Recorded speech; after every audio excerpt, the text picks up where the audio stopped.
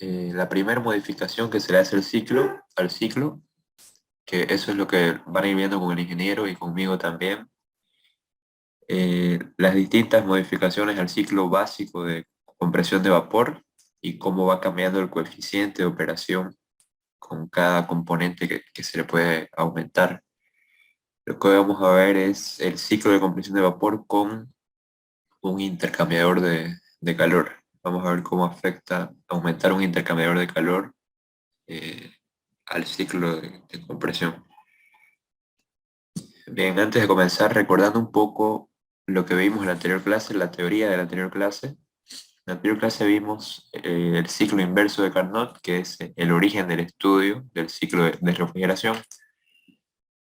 De aquí sale el ciclo de refrigeración. El ciclo de compresión de vapor es el mismo que el ciclo de Carnot, la misma idea, pero con dos modificaciones, ¿no? Si lo recuerdan, la primera modificación que se hizo fue alimentar el compresor ya no con una mezcla de líquido y vapor, sino solo con vapor. Y la segunda modificación que se hace es cambiar la turbina por una válvula. ¿Cuáles fueron las razones? Bueno, la primera, para mejorar la eficiencia del compresor, porque los compresores no funcionan bien cuando entra mezcla de líquido y vapor.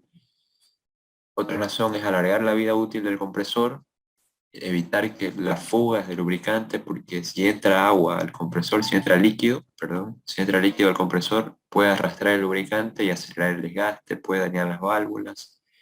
Entonces, por tema de eficiencia y alargar la vida útil de los compresores, es mucho mejor que entre a ellos solo vapor, aunque esto signifique un gasto extra de energía que está reflejado acá en el gráfico.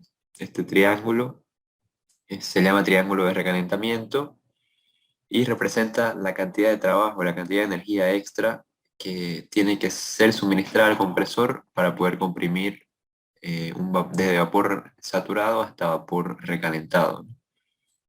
Y bueno, la segunda modificación es en el tema de expansión. No es conveniente usar una turbina porque es más costosa, porque es más pesada, porque requiere mantenimiento y el trabajo que se rescataba producto de esta expansión era solo un pequeño porcentaje de lo que consumía el compresor, ¿no? En teoría, el trabajo generado en esta turbina tenía que satisfacer las necesidades energéticas del compresor, pero eso en la práctica no ocurría. El trabajo rescatado en esta parte era es solo un pequeño porcentaje de lo que necesita el compresor, así que no justificaba tener una turbina acá, pero seguía siendo necesario que la presión caiga. Entonces, para eso se usó una válvula, fue mucho más práctico. Y entonces el diagrama temperatura-entropía del ciclo quedó así, con las dos modificaciones hechas. Eh, bueno, la compresión que inicia en vapor saturado seco y obviamente va a terminar en vapor recalentado. El refrigerante luego entra al condensador, donde sale siempre como líquido saturado seco, se expande a través de la válvula. El proceso en esta parte ya es irreversible y además es isoentálpico, ¿no? Los procesos en las válvulas tienen esas dos características. Y por último, pasa por el evaporador, que es donde sucede la refrigeración, ¿no? Se absorbe calor de un foco frío en el evaporador. Y producto de esa absorción de calor, el refrigerante pasa de estado de mezcla, se calienta, ¿no? Hasta vapor saturado seco. Siempre sale como vapor saturado seco del evaporador. Eso resumiendo un poco lo que vimos en la anterior clase. Y bueno, el diagrama de presión-entalpía, que es muy importante que vayan familiarizándose con él porque es lo que vamos a estar haciendo. Toda la primera parte, el primer contenido hasta el primer parcial vamos a ver ciclos y vamos a hacer el diagrama presión-entalpía de esos ciclos. Así quedaba el diagrama presión-entalpía del ciclo con las dos modificaciones hechas. Esta es una línea de entropía constante.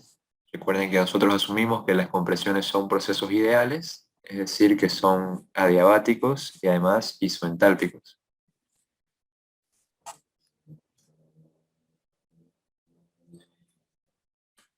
Bueno, un poco resumiendo las funciones de cada componente nuevamente. El compresor sabemos que aumenta la presión, vamos a asumir que la entropía se mantiene constante, consume energía y el refrigerante entra como vapor saturado seco y sale como vapor recalentado. También puede entrar como vapor recalentado y obviamente va a salir como vapor recalentado. Luego pasa al condensador. El condensador es un intercambiador de calor. Vamos a asumir que durante el paso por el condensador no se pierde presión. En realidad, en la práctica sí, ¿no? En la práctica sabemos que la fricción hace que caiga un poco la presión en este intercambiador de calor, pero nosotros vamos a asumir de que eso no sucede, de que la presión de salida va a ser igual a la de entrada. ¿Qué pasa en el condensador? Se cede el calor excedente del ciclo y el refrigerante va a entrar como vapor recalentado y va a salir como líquido saturado seco, siempre, ¿no? Como líquido saturado seco. El título va a ser cero. El tercer componente, la válvula. La válvula sabemos que mantiene la entalpía constante. La presión de salida es menor que la de entrada, obviamente esa es la función de la válvula, ¿no? El estrangulamiento, reducir la presión. Y el proceso es real o irreversible. Son las características de la válvula. Y por último, el evaporador es un intercambiador de calor también, al igual que el condensador. Se considera la presión isobárica, vamos a considerar lo mismo para el evaporador, que no hay pérdida de presión durante el paso del refrigerante por este intercambiador de calor. La diferencia con el condensador es que en el evaporador se absorbe calor y en el condensador se cede calor, se pierde, ¿no? En el evaporador se absorbe calor, gana calor el refrigerante. Y el refrigerante va a entrar como líquido saturado seco o como mezcla de líquido y vapor y va a salir como vapor saturado seco.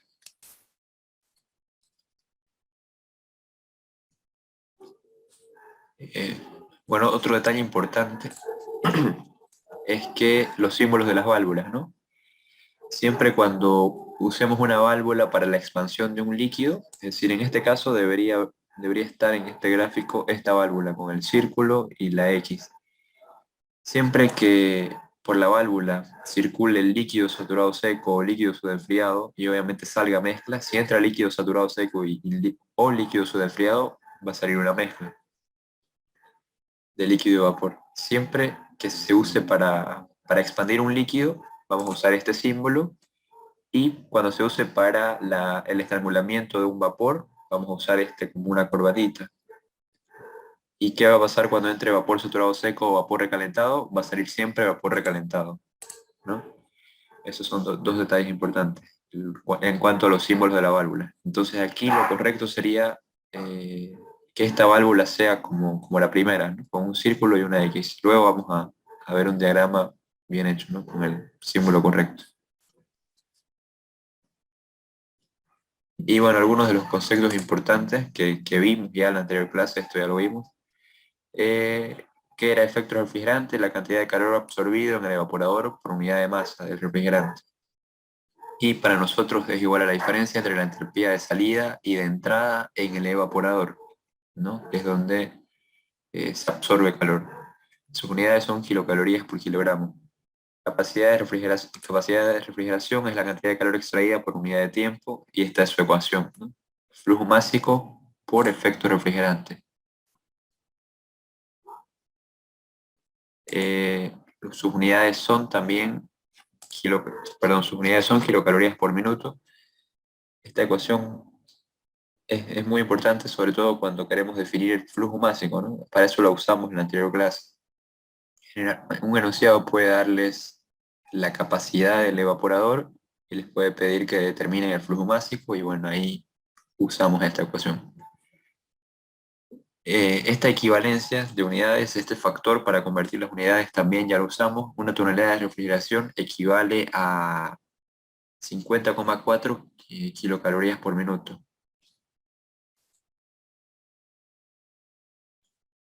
Cantidad de energía que trabajo es la cantidad de energía que se le debe suministrar al compresor para que eleve la presión del refrigerante. Y para nosotros es la diferencia entre la enthalpía de entrada y salida. Esto viene del balance que vimos en la anterior clase de cada componente, hicimos un balance, ¿no? Si lo recuerdan.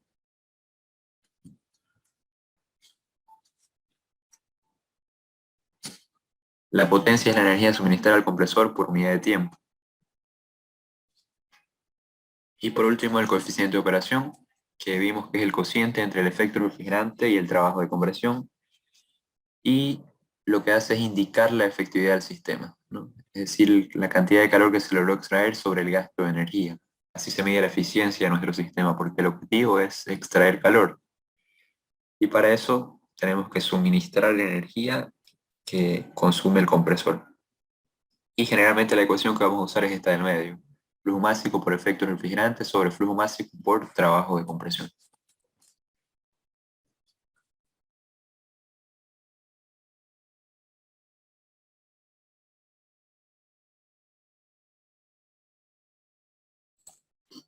Bien, vamos a resolver este ejercicio, que es similar al que vimos en la anterior clase con un ciclo estándar, con los cuatro componentes, pero vamos a analizar el tema de la interpolación doble. En el siguiente ciclo estándar de compresión de vapor se tiene freón 12 a 8 kilogramos fuerza por centímetro cuadrado y título cero, que luego se expande adiabáticamente hasta 1,33, hasta 1,3, perdón. Nos pide determinar el efecto refrigerante, el trabajo de compresión y el coeficiente de operación. Bien, nos está dando las dos presiones del sistema. Este sistema tiene una presión alta y una presión baja, lo que se conoce como presión del condensador y presión del evaporador. La presión del condensador viene a ser la presión alta, que en este caso es 8, y la presión del evaporador es 1,3. Nos está dando esos dos datos y nos pide determinar el efecto refrigerante, el trabajo de compresión y el coeficiente de operación. Bien, comencemos definiendo el estado 1. Tenemos que hallar todo eso, ¿no? Efecto refrigerante, que viene a ser la diferencia entre la entalpía 1 y la 4, y trabajo de compresión, que es la diferencia entre la entalpía 1 y la 2. Entonces necesitamos definir esos estados para hallar lo que nos pide el enunciado. Bueno, comencemos definiendo el estado 1. La salida del evaporador, que viene a ser el estado 1 para nosotros, a la salida del evaporador el refrigerante está como vapor saturado seco, está en estado de vapor saturado seco, y la presión es la presión baja del sistema. Sabemos que entre la salida de la válvula y la entrada del compresor está la presión baja, por eso sabemos que esa es la presión del evaporador. La salida del compresor ya viene a ser la presión alta del sistema hasta la entrada de la válvula. Bien, entonces el estado 1, título o calidad 0, presión del evaporador es 1,3. Con esos dos datos vamos a entrar a la tabla, ubicamos la presión de 1,3 y leemos la entalpía del vapor saturado seco, porque tenemos un vapor saturado seco a la salida, siempre a la salida del evaporador. Esa sería la entalpía del estado 1. Podemos hacer lo mismo para la entropía, porque nos va a ser útil en el siguiente estado, ¿no? Sabemos que durante la compresión la entropía se mantiene constante, y el estado 1 es el que entra al compresor, entonces esta entropía se va a repetir en el estado 2. Y bueno, con eso ya queda definido el estado 1. Solo entrando con la presión a la tabla, leemos la entalpía del vapor saturado seco y de la entropía del vapor saturado seco.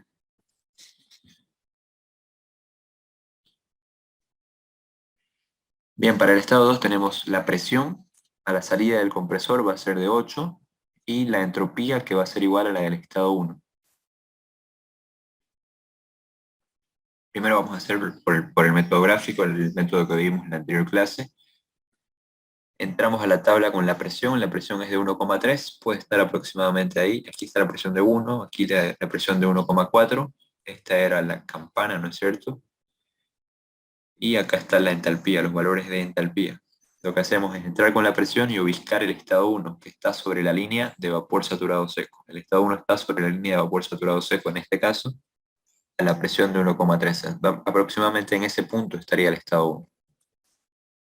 Nuestra entropía era casi 0,17. Trazamos una línea de entropía constante que esté cercano, que esté pegado a la línea de 0,17, un poco a la izquierda. Esta es la línea de 0,16, 0,17, 0,18.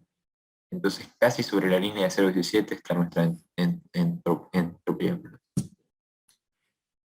Trazamos esa línea de entropía constante hasta la presión de 8. Ahí está la presión de 8.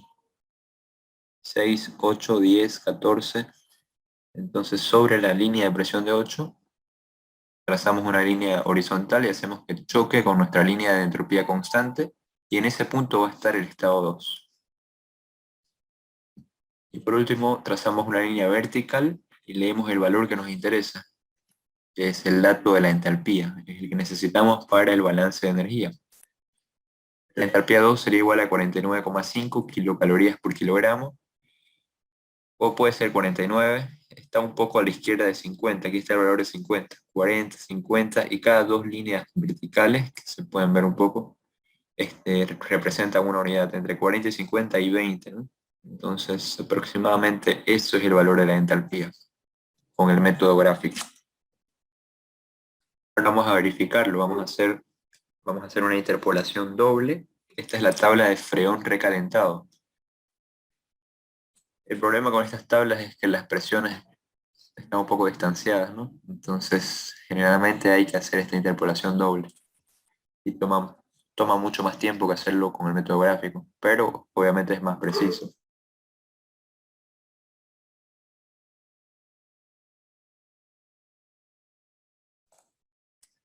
Bien, primero vamos a hacer, tenemos que ubicar dos presiones, ¿no? Una que esté debajo de la presión de 8 y otra que esté por encima de la presión de 8, en este caso es 7 y 9.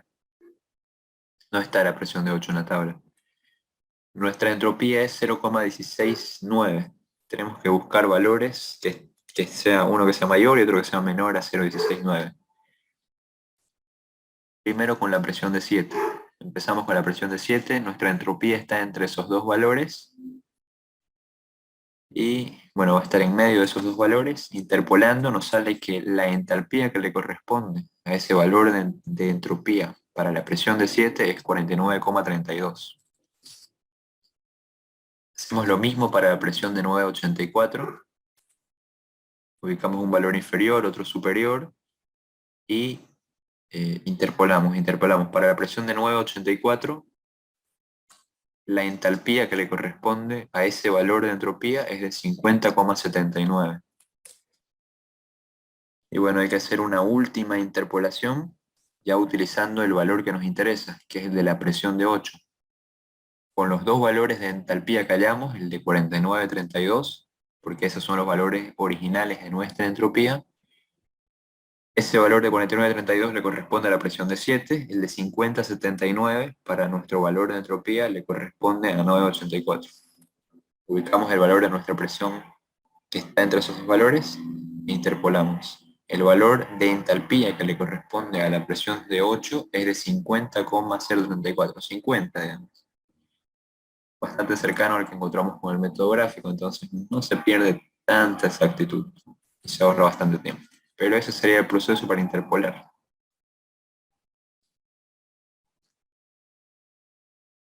Con eso queda definido el estado 2. Ya tenemos lo que nos interesa, que es la entalpía. El estado 3 es la salida del condensador. Siempre la salida del condensador va a ser líquido saturado seco. A la presión de 8 dijimos que nosotros asumimos que la presión se mantiene constante, no cae al pasar por el condensador. A no ser que el enunciado especifique lo contrario, obviamente. En este caso no nos dice nada, entonces podemos asumir de que el funcionamiento de los intercambiadores de calor es isobárico. El título calidad de 0, con esos datos entramos a la tabla, ubicamos el valor de presión, en este caso es 8, y leemos el dato de la entalpía del líquido saturado seco, que es el que nos interesa en este caso, es 15,95, con eso está definido el estado 3. El estado 4 es la salida de la válvula de expansión. Sabemos que los procesos en las válvulas son isoentálpicos, entonces la entalpía del estado 4 va a ser igual a la del estado 3, 15,95, con la diferencia obviamente de que la presión es menor, 1,3 en el caso del estado 4. Con eso está definido el estado 4, ya tenemos los cuatro estados. Podemos responder a lo que nos pide el enunciado. Nos pedía el efecto refrigerante, que es la diferencia entre entre la entalpía 1 y la entalpía 4. En este caso es 26,38. El trabajo de compresión también nos lo pide el enunciado, es la diferencia entre la entalpía 1 y la entalpía 2, es menos 7,67. Está bien que sea negativo porque los compresores consumen energía, ¿no? Consumen trabajo mecánico. Y con eso ya podemos definir el coeficiente de operación, que es la relación entre el efecto refrigerante y el valor absoluto del trabajo de compresión. En este caso es 3,44. Ese sería el coeficiente de operación. Por eso está resuelto el primer ejercicio que vamos a ver hoy. Si no tienen ninguna duda, vamos a pasar al siguiente. Al principio, ¿Perdón? al principio creo que pusiste el título 1, era hacer. Al principio, perdón, no te escucho bien. Acá en el estado 1, Ahí el título no afecta en nada, ¿no? el, Ahí le pusiste título 1 claro, es 1. y La en la pregunta salida, dice título 0. la salida del evaporador es título 1. La salida del Ah, ya, condensador, la salida del condensador es título 0. Sí, ah, ya. sí afecta obviamente en el dato de la entalpía. Siempre la salida del evaporador sale como vapor saturado seco. Está en el gráfico, se puede ver, ¿no? En este punto es la línea, esta es la línea de vapor saturado seco, entonces el título va a ser 1. Esta es la línea de líquido saturado seco, ahí está el estado 3. En el caso del estado 3 el título va a ser 0. En el caso del estado 1 el título es 1, siempre. La salida del evaporador siempre va a ser vapor saturado seco, el título va a ser 1 y si afecta cuando, cuando definamos ese estado, ¿no? Obviamente la entalpía que le corresponde al título 1 es 42 y el título 0 es 3. Entonces, para hacer el balance de energía va a afectar bastante si nos equivocamos acá. Gracias. Entonces, al Disculpe, cambiar la auxiliar. válvula por una turbina afecta todo el procedimiento. ¿Perdón? Al cambiar la válvula por una turbina afecta el procedimiento. Claro, claro que sí. Afecta porque primero, si ocupamos una turbina, tendríamos que hacer otro balance de energía para ver la cantidad de trabajo que estamos rescatando, ¿no? Y en teoría ese trabajo se utilizaba en el compresor, ¿no? Ese era el concepto del ciclo inverso de Carnot, que la turbina sea capaz de producir el trabajo necesario para que funcione el compresor. Lo que hacen ambos componentes es reducir la presión, con la gran diferencia de que en la válvula no estamos rescatando trabajo mecánico y con la turbina sí se rescataba. El balance de energía es mucho más sencillo en una válvula. Ya.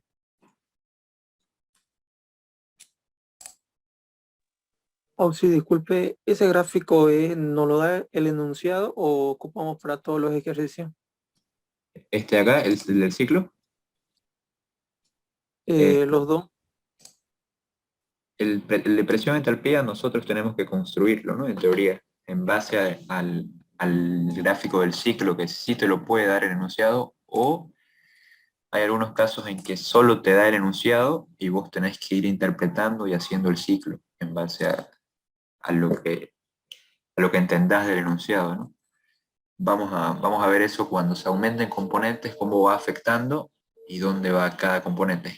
El ciclo estándar no va a cambiar. Estos cuatro componentes tienen que estar siempre, ¿no? Siempre tiene que haber un compresor, un condensador, un evaporador y una válvula. Sí se le pueden aumentar otros componentes que ya vamos a ver dónde se ubican. Puede ser aquí, entre la válvula y el evaporador, entre la válvula y el condensador. Y esas variaciones ya puede ser de que tengan que ustedes interpretarlas e implementarlas en el gráfico estándar del ciclo. Pero estos cuatro componentes siempre van a estar ahí. Auxiliar, disculpe, ¿en qué estado usted dijo que podría ser que no haya un proceso isobárico? Puede ser que el enunciado les diga, digamos, que la presión cae al pasar por algún intercambiador de calor. Es que en la práctica sí sabemos que al pasar por los intercambiadores de calor, es decir, en este caso por el condensador o el evaporador, puede caer la presión. La presión del estado 2 puede ser un poco mayor que la del estado 3. Hay caídas de presión al pasar por los intercambiadores de calor, hay pequeñas caídas de presión. En este caso, generalmente nosotros no las tomamos en cuenta, asumimos que el proceso es isobárico, que la presión 2 va a ser igual a la 3 y la presión 4 va a ser igual a la 1 en este caso. Pero Si en este enunciado no te dice nada, no te está diciendo que hay caída de presión, solo te está dando dos presiones, entonces directamente podés asumir de que el proceso sí es isobárico. Puede haber un enunciado que te diga, digamos, el líquido saturado seco está a una presión de 7,9, ¿no? Así son las caídas de presión mínimas. Entonces ya vos asumís de que sí hay una caída de presión, ¿no? ¿Por qué? Porque te está dando una presión alta, una presión de 8, que va a ser la de la salida del compresor, y te está diciendo que cuando el título sea 0, la presión va a ser 7,9, entonces hubo una caída de presión. ¿Por qué? ¿Dónde el título es 0? Siempre a la salida del condensador. Eso también tienen que ir familiarizándose con esos estados para que comprender, digamos, algún enunciado que añada esas cosas. Pero las caídas de presión pueden darse ¿dónde? En el condensador o en el evaporador, respondiendo a la pregunta. Pero el enunciado tiene que ser más explícito en eso. Si no te dice nada, directo vos asumís de que no hay caída de presión, que es lo que generalmente asumimos.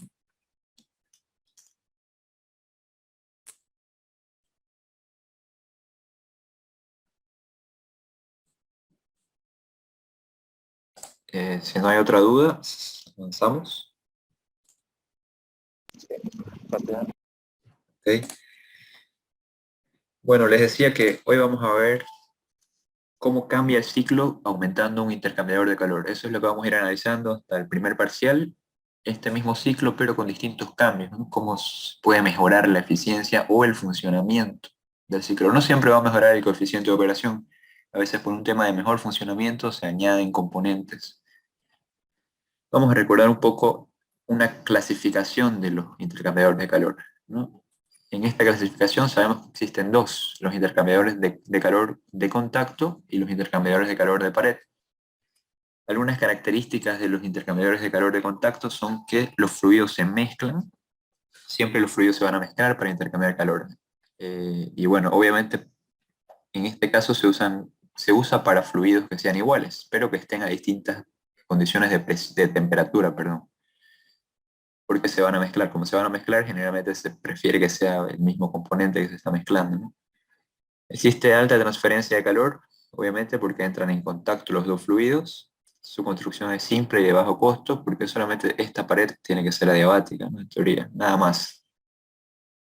Eh, y la presión de ambos fluidos debe ser igual. Esa es una condición para que los dos fluidos se mezclen, ¿no? La condición para que dos fluidos se mezclen es que las presiones sean iguales, si no, no se van a mezclar. Y bueno, también están los intercambiadores de calor de pared. En estos intercambiadores los fluidos no se mezclan, eso es una gran ventaja, porque no siempre tenemos que refrigerar el mismo fluido o no queremos que se mezclen. La transferencia de calor se produce a través de la placa metálica, es decir, estas plaquitas que ven acá de otro color, placas por donde está circulando otro fluido. Por aquí está entrando vapor, sale condensado. Aquí entra el agua de refrigeración, podemos ver. Mantienen su flujo independiente. Cada componente tiene su entrada y su salida, no se están mezclando. Y bueno, una característica es que la pared por donde se da la transferencia de calor, que son estos tubitos internos, tiene que oponer mínima resistencia al intercambio de calor. Estos los van a analizar más en operaciones unitarias. Nosotros vamos a trabajar con uno similar, pero ya vamos a ver. Este de acá es nuestro intercambiador de calor, ¿no? Cada flujo tiene su tubería, ¿no? No se está mezclando. También vamos a ver un intercambiador de calor donde los fluidos se mezclan en la siguiente clase, que es lo que se conoce el depósito separador de vapor. Hoy vamos a analizar este. ¿Por qué poner un intercambiador de calor acá?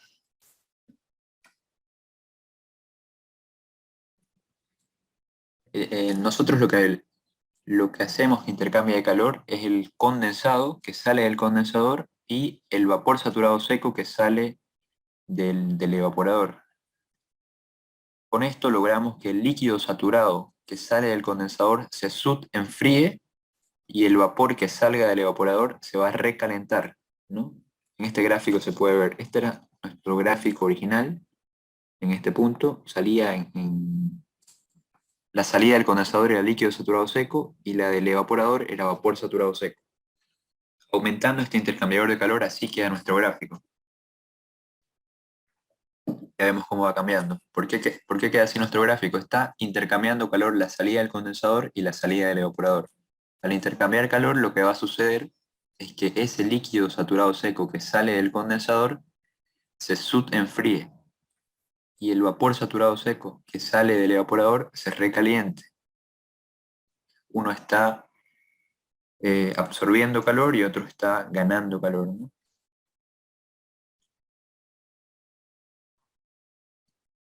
Bien. Una de las ventajas al aumentar este intercambiador de calor es que aumenta el efecto refrigerante. ¿Por qué aumenta el efecto refrigerante? Porque está entrando más líquido a nuestro evaporador. Va a entrar más líquido. Esa es una ventaja, ¿no? Se podría decir. Se podría ver que es una ventaja. Recordemos que para que aumente el efecto refrigerante, tiene que entrar más líquido. Una de las condiciones es que entre más líquido al evaporador. Aquí se puede ver gráficamente. Si nuestra expansión fuera en el punto 3, que es la salida del condensador, que es lo que hemos estado haciendo con el ciclo estándar, la entalpía de la mezcla estaría en este punto. Entonces nuestro efecto refrigerante sería la diferencia entre la entalpía de este punto y la entalpía del vapor saturado seco. Es mucho menor, ¿no? Estamos expandiendo un líquido subenfriado, la entalpía a la que va a entrar el refrigerante, con la entalpía que va a entrar el refrigerante al evaporador es menor. Entonces, esta diferencia vemos que es mayor. Gráficamente se puede ver que es mayor. Aquí se refleja el aumento del efecto refrigerante, ¿no? Este es el efecto refrigerante, la diferencia entre esta entalpía y la del vapor. Una desventaja es que también aumenta el trabajo del compresor. ¿Por qué aumenta el trabajo del compresor? Porque ya no estamos comprimiendo un vapor saturado seco, sino un vapor recalentado. Y eso requiere mayor energía, demanda más energía. Entonces, el coeficiente de operación, el aumento en el coeficiente de operación queda anulado prácticamente, porque está aumentando el efecto refrigerante. Eso nos haría pensar que aumenta el trabajo de compresión, perdón, el coeficiente de operación, pero también aumenta el trabajo de compresión. Entonces, el aumento del coeficiente de operación queda más o menos anulado. Entonces, ¿cuál es la verdadera ventaja de aumentar este intercambiador de calor? Asegurar que funcione bien el compresor y la válvula. A nuestra válvula nos interesa que entre solo líquido. Si el líquido está saturado seco, existe la posibilidad de que entre en mínima zona de mezcla, o sea, que llegue un poco de vapor a la válvula y eso reduce su vida útil, reduce su rendimiento, afecta su funcionamiento. Entonces nos conviene que a la válvula entre solo líquido, solo líquido. Y nos aseguramos de que entre solo líquido cuando enfriamos ese líquido, ¿no? Esa es una ventaja. Estamos enfriando el líquido, estamos asegurándonos de que solamente entre líquido a la válvula. La otra ventaja, nos aseguramos de que entre solo vapor al compresor. Al recalentar el vapor, estamos asegurándonos de que ni una gota de líquido llegue hasta nuestro compresor y cause los daños que ya mencionamos, que reduzca la vida útil, porque arrastra el lubricante, porque acelera el desgaste, porque puede dañar la válvula de admisión, reduce su eficiencia, ¿no? En pocas palabras. Entonces, al aumentar este intercambiador de calor, estamos haciendo que solo llegue vapor al compresor y solo entre líquido a la válvula. Otra ventaja, podemos disminuir el flujo másico. Recordamos la ecuación de capacidad. Capacidad era igual a flujo másico por efecto refrigerante. Si mantenemos la capacidad en el mismo nivel, es decir, digamos que 1, y aumenta el efecto refrigerante, necesariamente vamos a tener que bajar el flujo másico, y eso puede ser una ventaja, estamos ahorrando refrigerante. Porque en este caso está aumentando, ¿no? El efecto refrigerante va a aumentar, porque ya vimos gráficamente de que la entalpía de entrada al evaporador va a ser menor. Bien, resolvamos el último ejercicio que vamos a ver hoy. Dice lo siguiente: a un ciclo de refrigeración estándar con una temperatura de diseño de menos 12 grados centígrados, se le instala un intercambiador líquido-vapor, del cual sale líquido subenfriado a 25 grados centígrados. Se sabe además que Sí, este es el último ejercicio que vamos a resolver hoy. Alguien está preguntando por el chat. Se sabe además que la presión de refrigerante, se sabe además que la presión del refrigerante en el condensador es de 8 kilogramos fuerza por centímetro cuadrado. Nos pide determinar el efecto refrigerante, el trabajo de compresión y la capacidad de operación. Bien, entonces ese sería nuestro ciclo. Nos está diciendo que a un ciclo de refrigeración estándar, con esa temperatura de diseño, se le añade un intercambiador de calor, intercambiador líquido-vapor. Esto se llama intercambiador líquido-vapor, ¿no? Entonces, al decirnos eso el enunciado, nosotros ya tenemos que estar familiarizados con este intercambiador de calor, que se llama intercambiador líquido-vapor, y sabemos que tiene que ir en ese punto, ¿no? Tiene que intercambiar calor el líquido que sale del condensador y el vapor que sale del evaporador. Entonces, si no nos dan este diagrama y nos dice a un ciclo estándar con los 4 componentes básicos, solo se le añade un intercambiador líquido-vapor, tenemos que aumentar ese intercambiador de calor, ¿no? El que hace que intercambie calor el líquido que sale del condensador y el vapor que sale del evaporador. Ese sería nuestro diagrama para el ciclo. Esos son los datos, nos da la temperatura de diseño. Es muy importante que siempre tengan la temperatura del líquido subenfriado para definir ese estado. Tiene que darles ese dato siempre. Y también nos da la presión del condensador. Nos pide determinar el efecto refrigerante, el trabajo de compresión. Bueno, el efecto refrigerante en este caso es la diferencia entre la entalpía 6 y la 5, ¿no? Es la diferencia entre la entalpía, siempre la entalpía de salida menos la de entrada en el evaporador. En este caso es la entalpía 6 y 5. El trabajo de compresión, la diferencia entre la entalpía de entrada del compresor y la entalpía de salida. En este caso es la entalpía 1 y la entalpía 2. Si les da temperatura de diseño, recordemos que con esa no pueden resolver ejercicios, pero pueden encontrar la temperatura del evaporador y esa es la que usan para definir el estado, los estados que hay en el evaporador. Nunca la de diseño, siempre tienen que encontrar la del evaporador, que es simplemente restarle 10 a la de diseño, a no ser que el enunciado les diga otra cosa. Se asume esto generalmente, que la diferencia es 10. Entonces la temperatura que nos interesa, que es la del evaporador, es menos 22 grados centígrados.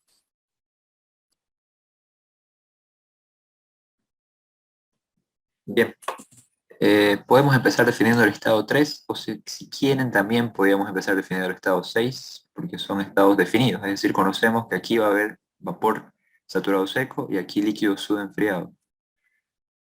De entrada no podemos determinar el estado 1, ¿por qué? Porque es un vapor recalentado. Entonces, por eso vamos a iniciar por el 3 en este caso. Podrían enumerarlo de manera diferente también. Si querían, podían poner uno acá, 2, 3 y así. 4, 5 y 6, el último a la salida del compresor.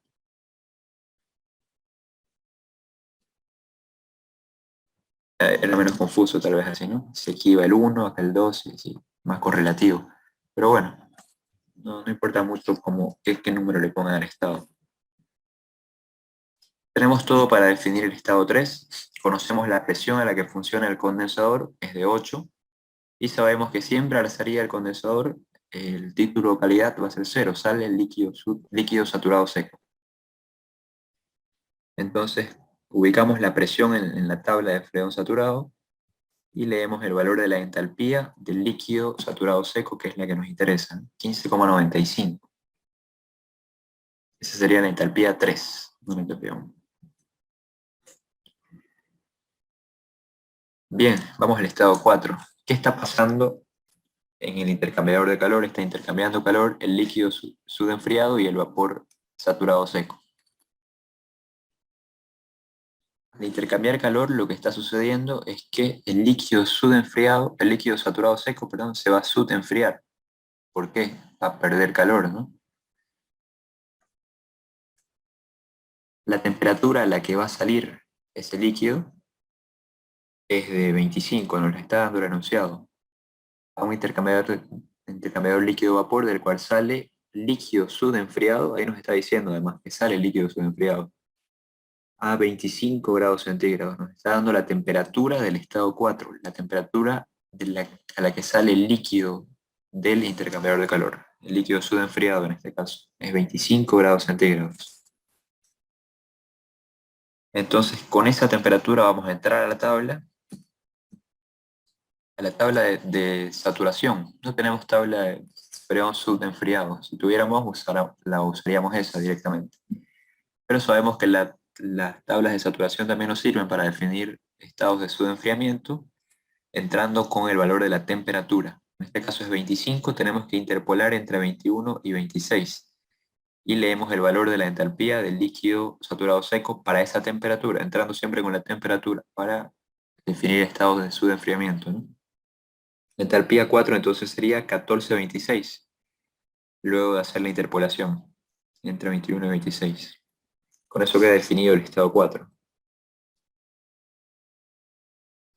El estado 5 es la salida de la válvula de expansión. Sabemos que al pasar por una válvula la entalpía se mantiene constante, solo el proceso de la válvula es isoentálpico. Entonces la entalpía 5 va a ser igual a la 4, es 14,26. Con eso queda definido el estado 5. Tenemos lo que nos interesa del estado 5, que es la entalpía para el balance de energía.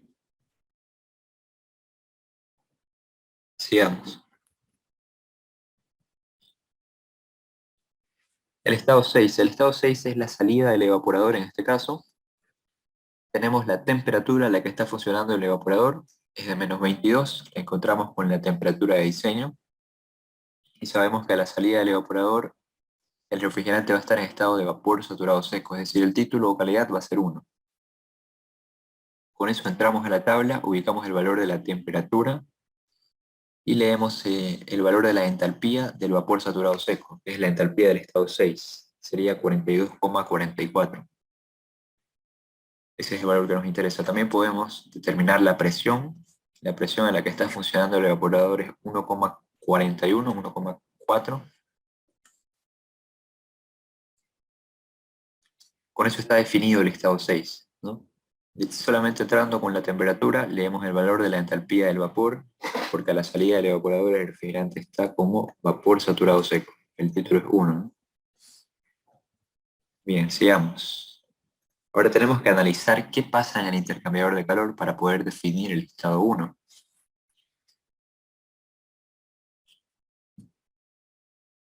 Vamos a hacer un balance, ¿no?, para el intercambiador de calor.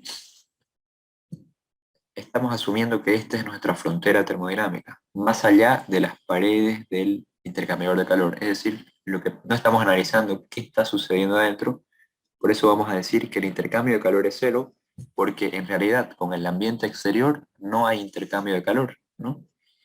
El intercambio de calor está sucediendo dentro del intercambiador. No hay trabajo mecánico, obviamente, es solo un intercambiador de calor. Y decimos que, nuevamente lo repito, ¿no?, decimos que el intercambio de calor es cero por un tema de límites de nuestro sistema. Estamos analizando, nuestro límite es la frontera del intercambiador, ¿no? Entonces, con el ambiente inmediato, en teoría, no hay intercambio de calor porque la pared del intercambiador tiene que ser adiabática para favorecer el intercambio interno de calor. El intercambio de calor sucede dentro del intercambiador. Bien, en base a esto entonces podemos decir que el balance de energía queda que la entalpía de entrada va a ser igual a la de salida. Tenemos dos entalpías de entrada, la entalpía 3 y la entalpía 6, son dos flujos de entrada. Y tenemos dos flujos de salida, el flujo 5 y el flujo 1. Entonces así quedaría nuestro balance de energía: entalpía 3 más entalpía 6 igual a entalpía 4 más entalpía 1. Si se observan bien, ya tenemos todas estas entalpías menos la 1, por eso no podemos empezar definiendo el estado que le llamamos 1 en este caso. Porque vamos a hallar la entalpía del balance de energía en el intercambiador. Despejamos simplemente entalpía 1, que es la única que no tenemos acá. Y bueno, hacemos los cálculos. Sería 44,13. Esa es la entalpía del estado 1. Viene del balance de energía en el intercambiador.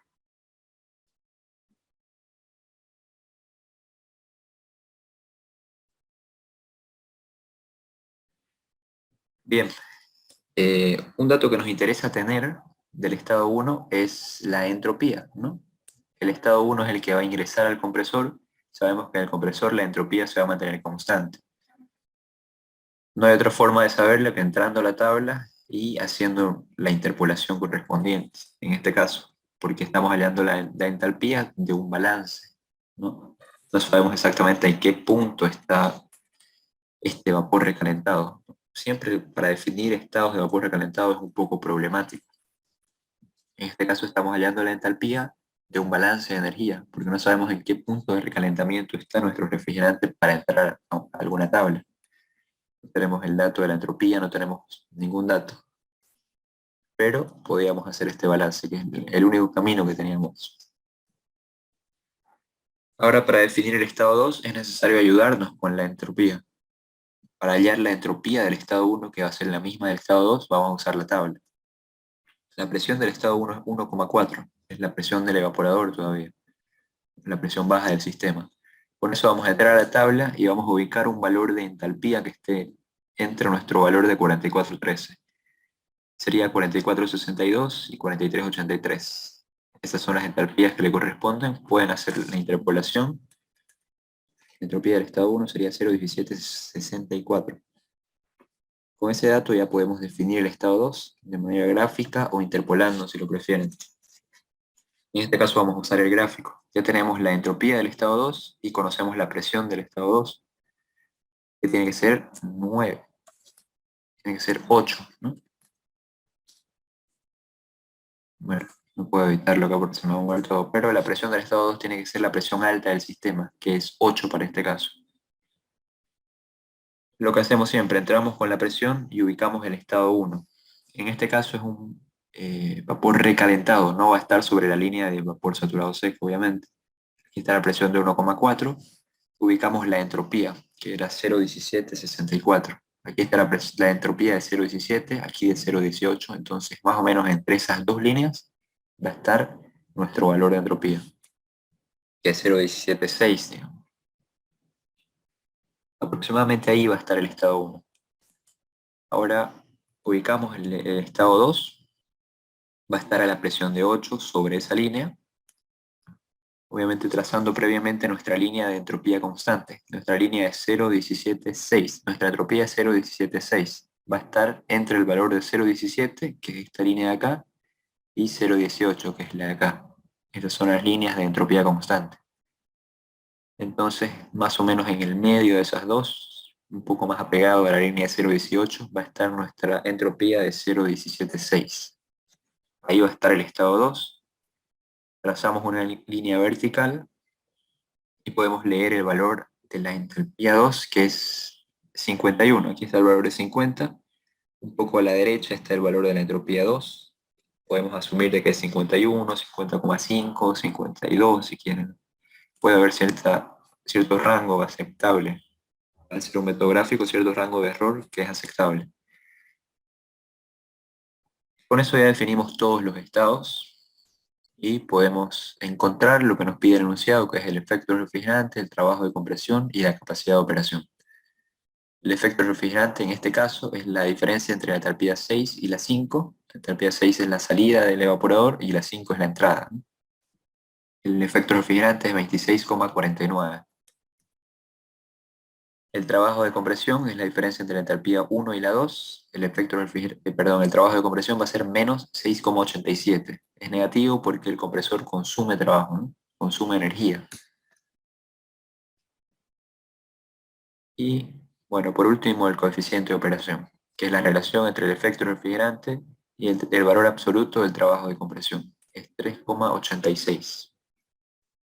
Con eso queda resuelto el ejercicio. Eso es lo que nos pedía el enunciado. No sé si tienen alguna duda.